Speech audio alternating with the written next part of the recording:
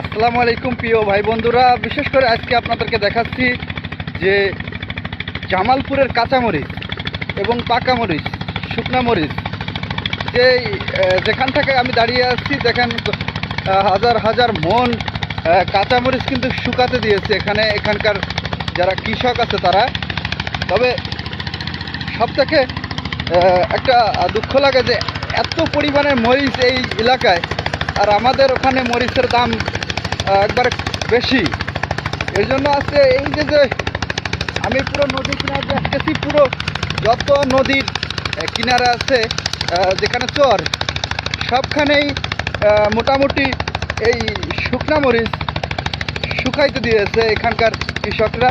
যে পুরো আপনার চর জুড়েই শুধু শুকনা মরিচ আর শুকনা মরিচ। কাঁচা মরিচের গাছও আমি দেখেছি, কিন্তু এরকমের যাবে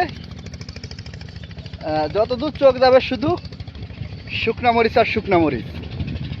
তা যারা শুকনা মরিচ কড়াই করতে চান, যারা বিক্রয় করতে চান, তারা অবশ্যই জামালপুরের যেই ভালো শুকনা মরিচ 1 নম্বর 2 নম্বর আছে, যেগুলো দেখতেছেন যে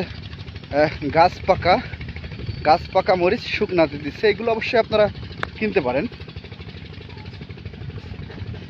দেখতেছেন যে প্রচুর শুকনা মরিচের রাজ্য বলা যেতে পারে, যে শুকনা মরিচ সব জায়গায় শুকনা মরিচ।